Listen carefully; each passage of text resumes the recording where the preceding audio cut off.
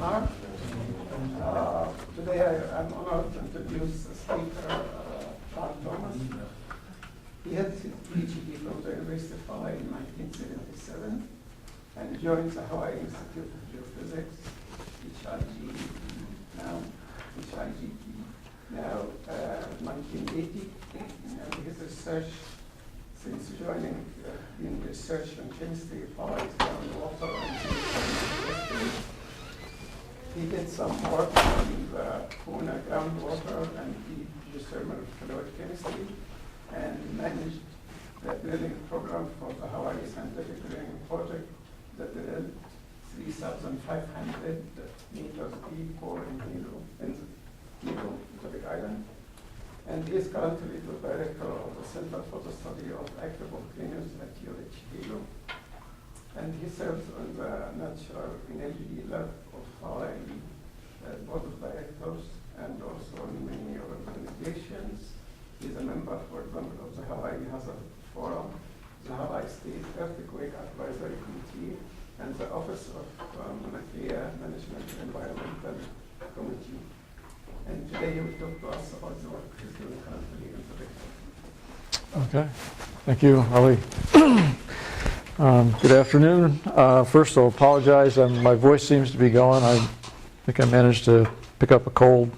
When I get too far off the reservation, I immediately get sick, I'm afraid. What I'm going to do today is really talk about a couple of topics. One that will be kind of the primary focus is the results of a project that is still underway, but we're about halfway through up in the Humu'ula Saddle of the Big Island. But also really try to expand the focus and plead for a different concept, a change in our concept of Hawaii's groundwaters. This project actually began quite a number of years ago. I intentionally, and when Ali asked me to give him a bio, I intentionally put in the reference to the Hawaii Scientific Drilling Project because that really was the origination of this project. And I'll talk a bit about that as background. Okay, let me see if I can make this thing work. And that project was undertaken down here in Hilo. And we were drilling on Mauna Loa surface where Mauna Loa is encroaching on Mauna Kea. And when we started the project, this was basically what we were expecting to see in terms of the hydrology. We were down here near the shoreline. We figured that we would just simply drill through the basal groundwater system, and after 100 feet or so we would be getting into seawater, and then we'd be in seawater for as deep as we cared to drill into the island. Instead, we got a number of surprises. The first of those surprises, we saw the Mauna Loa basal groundwater system, of course. We drilled into the underlying seawater. We actually found, though, consistent with my title, we also found an aquitard here that this fresh water was flowing below and actually discharging through a Hilo Bay bottom that overlaid the saltwater interface for Mauna Loa. We drilled into, though, the interface between Mauna Loa and Mauna Kea, and much to our surprise, the well started flowing. Now, everybody knew at the time that there was no artesian groundwater on the Big Island. And that non-artesian water, when we hit this horizon, was producing about 3 million gallons a day out of a borehole. So accepted wisdom proved to be wrong. We actually encountered about a 500-foot thick layer of fresh water underlying that interface. And we estimated, based on the isotopic composition of the water, we were able to determine that it was derived from rainfall at an average elevation of about 7,000 feet on Mauna Kea. Its age was about 2,000 years. That gave us an opportunity then to determine what the flow rate was, how fast it was moving through the system, and we actually encountered it twice over a distance of about, in 2 wells, over a distance of a couple of kilometers. And we could make an estimate then of approximately 1 billion gallons a day is moving through this system and discharging into the ocean. So this was our first big surprise, that we were not seeing all of the fresh groundwater that's entering the island coming out in these shoreline springs, but in fact, following Henrietta's talk from last week, or a couple of weeks ago, there is actually very deep freshwater discharging into the ocean. But this wasn't the end of the surprise for us. Now, I'll kind of skip over this, but again, the elevation of that rainfall is about 7,000 feet. It's moving down to Hilo.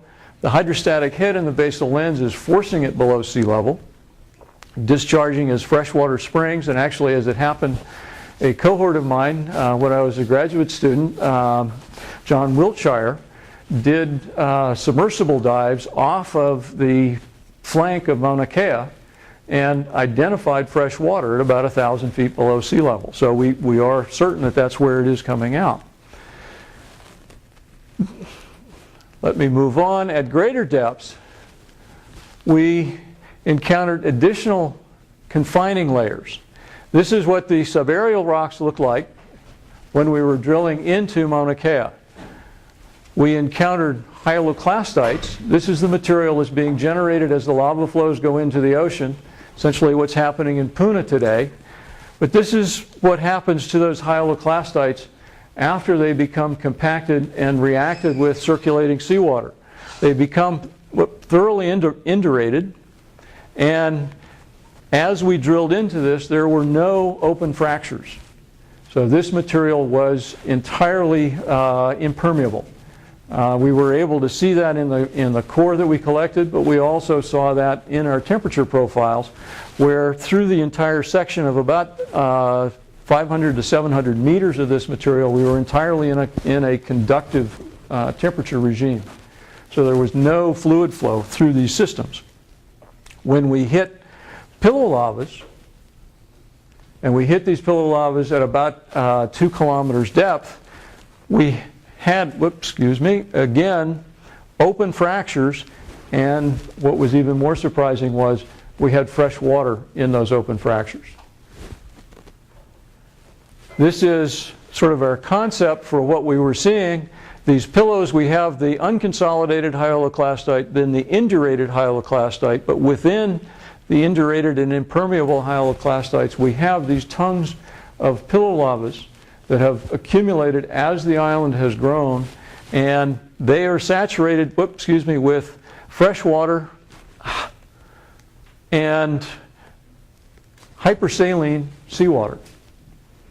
Once we got down below 6,000 feet, we saw everything but seawater. And those layers had substantial hydrostatic pressures. We were getting wellhead pressures of about 160 psi when we were down in those zones. We saw that fresh water down as deep as 10,000 feet. At one point during the project, we had 10,000 feet of solid casing from the surface down to the bottom hole. When the well was allowed to flow, we had fresh water coming out of the well. So the implications of that is that in order to get that fresh water to 10,000 feet below sea level, we have to have a substantial hydrostatic head within Mauna Kea's, quote, basal water system in order to displace seawater that deeply. That inference led to interest by the Army.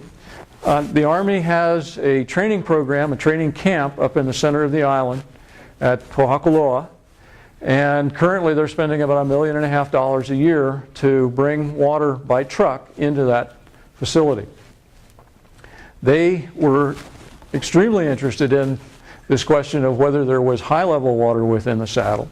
So they contracted with the U.S. Geological Survey, and we worked together to do a geophysical survey using audiomagnetotellurics and magnetotellurics across the saddle from the highest elevation municipal water well here at Kaumana. We traveled all the way across the island to just above the Mamaloa Highway on the other side. This was the first time a survey of this extent had been done on the island. And the magnetotelluric survey provided us with a picture, a cross-section of the saddle, the resistivity below the saddle surface. And this is a representation of that resistivity profile. In this case, what we're using is the warm colors are the very highly resistive rocks. And in this zone here, in the red zone, resistivity is around 30,000 ohm meters. The more conductive zones are,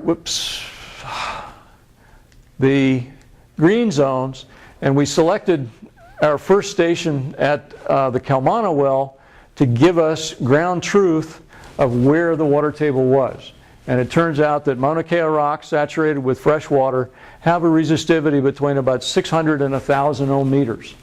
So it's a factor of 30 below these dry rocks here.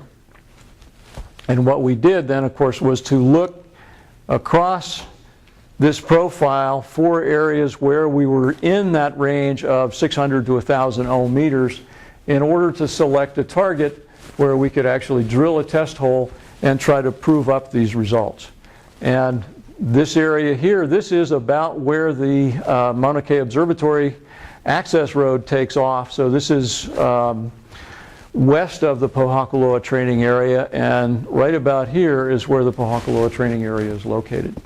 And of course we selected an area within the PTA compound to drill our test hole. So the drilling project objectives, very practical: determine the depth to groundwater within the mid-saddle region, determine the water quality. Is this water of sufficient quality to be used as a drinking water source?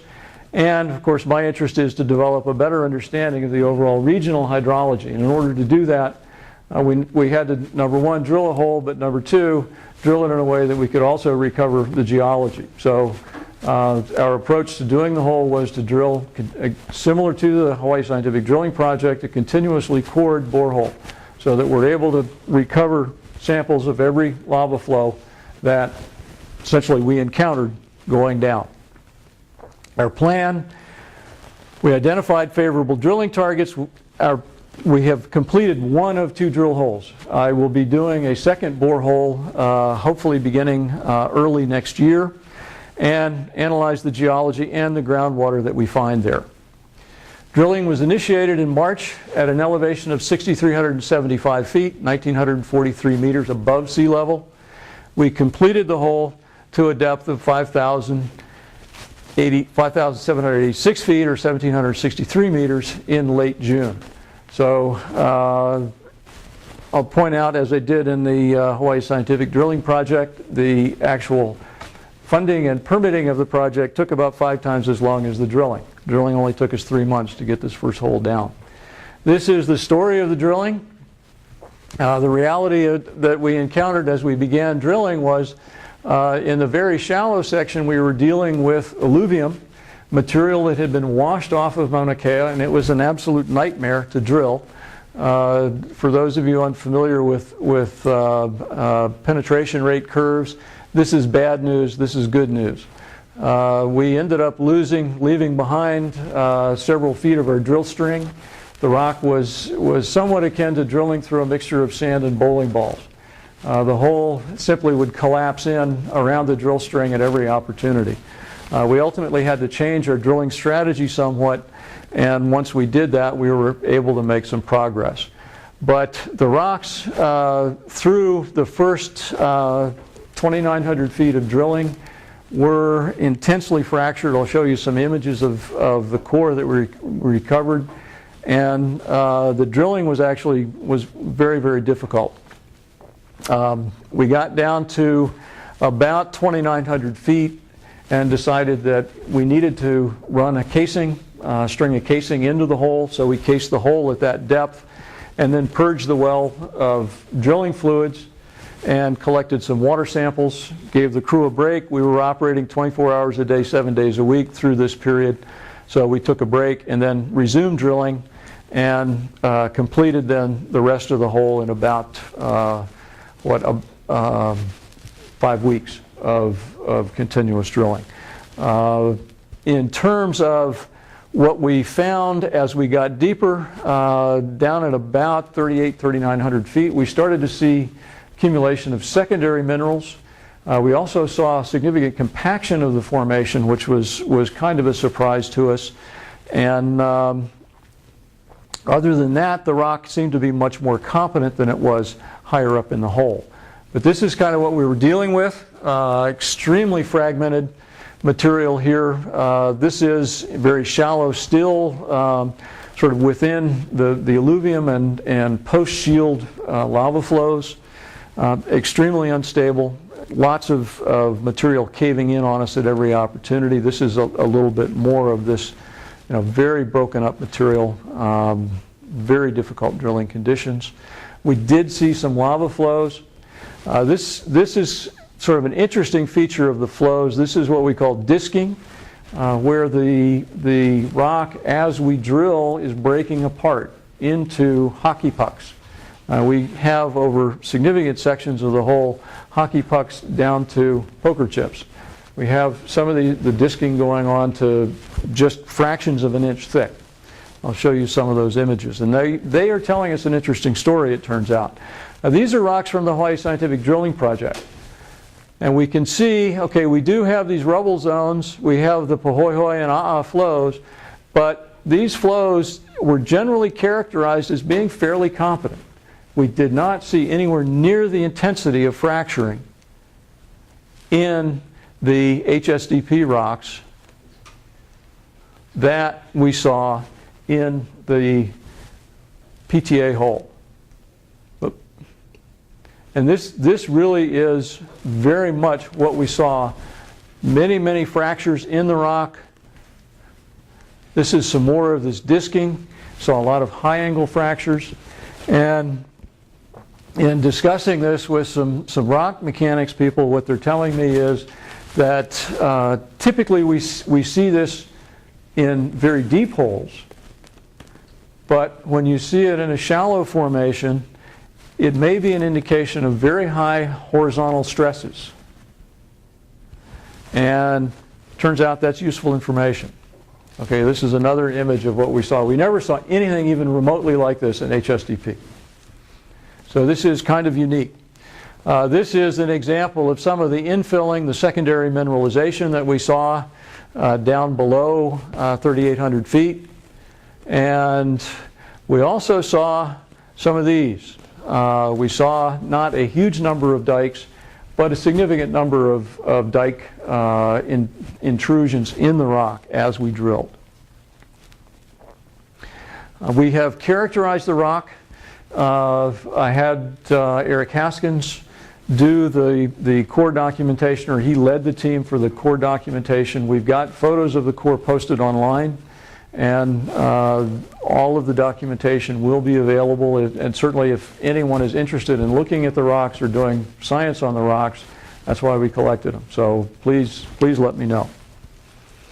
So let me get to the results. The hydrology is much different from what we expected. In those geophysical surveys, we were expecting to find saturated formation possibly as high as 3,000, 3,500 feet above sea level. We thought it was possible that we would find perched aquifers, okay, aquifers that were sitting on top of clay-rich layers where water may have accumulated. However, remember, this is an extremely dry area. Average rainfall up there is about 20 to 30 inches of rainfall. So very low recharge environment. So that was doubtful at best. However, shallow section was dry, down to 500 feet. We encountered a first perched aquifer at only 500 feet below ground surface. Turned out that was a relatively thin aquifer. But at 700 feet, we encountered a second one, and that aquifer extended from 700 feet depth to 1,200 feet. We had continuous standing fluid in the hole over that interval. And another one of our surprises, and this is one of the benefits of doing these holes while you're collecting core, we can see what the Perching Aquifer looks like. This is our Perching Aquifer for that 500-foot section of fresh water. 1 foot of material. You'll notice it has sort of a brick texture to it. We've done some preliminary analysis on this material. There's a high clay content to it, but one of the other surprises that we got is that there's also some chlorite present in these clays. Now, chlorite is not a low temperature clay. It's a clay that's typically associated with high temperature hydrothermal activity. And so it's possible that what we're seeing is clay being generated from interaction of glaciation at the summit of Mauna Kea and hydrothermal activity in that perhaps summit caldera region. We're still sort of working on this, but it turns out to be a very intriguing possibility. Below 1,200 feet, we got into unsaturated zones where we completely lost the fluid out of the hole, so we had no standing water in the hole until we got to 1,800 foot. And at 1,800 foot depth, we saw our final saturated zone. That saturated zone continued from 1,800 feet to the total depth drilled. So we stopped drilling about 600 feet above sea level, and given the formation conditions, I'm convinced that we have continuous water then from an elevation of about 4,600 feet above sea level all the way down. I'm calling this the regional aquifer for the Central Saddle region. This is just a graphic to show you. Instead of this being a very dry region, we have most of the stratigraphic section appears to have water associated with it. This is entirely contrary to what sort of our conventional model for this region is. The expectation when we went in was, as I say, even before we did the geophysics, some were saying that we shouldn't see water, we shouldn't see a water table until we were down to a depth of 5,000 or more feet. And that was one of the reasons that the Army had never even attempted to develop a water source in this region. Clearly, these results are far different from that expectation. And this, to a large degree, our expectations were based on the work. This is from the Stearns and McDonald Groundwater Resources of Hawaii. Sort of their original graphic going through Humu'ula Saddle was that we would see a very limited basal groundwater. They did project a dike complex, presumably associated with a rift zone of Mauna Kea, but we're projecting relatively limited amounts of water accumulation within the region. So, just briefly, I'll talk about the geochemistry that we encountered. We've only been able to collect a few samples of the water only at that one location. We'll be doing much more work on this in the future. But we collected water at 2,900 feet. And again, that's about 1,100 feet below the top of the water table. And the water chemistry actually appears to be quite good. This is, by reference, what you're getting out of your tap here in Honolulu. Sodium values are about the same.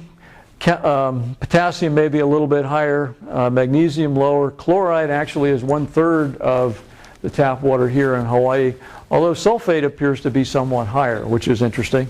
And silica, of course, is higher as well. Saturated zone, we expect at 700 feet to actually even be better water quality. Isotopic data tells an interesting story, though. The hydrogen deuterium ratio, 018, 016 ratios, can be traced to the elevation at which the rainfall entered the hydrologic system. Based on that, we're estimating an average elevation of recharge about 9,600 foot elevation on Mauna Kea. So the water recharge going into this groundwater system is derived from these major Kona storms that put rainfall into the upper reaches of Mauna Kea.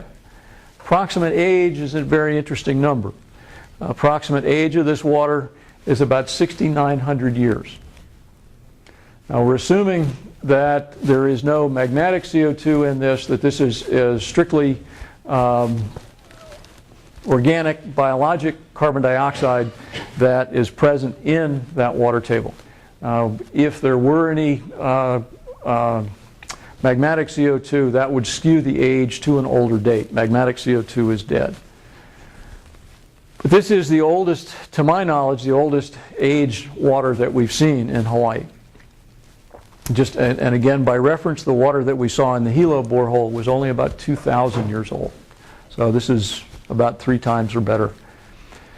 We will be doing some pump testing on the well and doing some additional chemistry. It turns out that in a 4.5 inch diameter hole, it's not very easy to do a pump test. I'm going to have to bring out some engineers to put in a specialized pump to lift water that 2,000 foot from the top of the water table to the surface, but we expect to get that done early next year.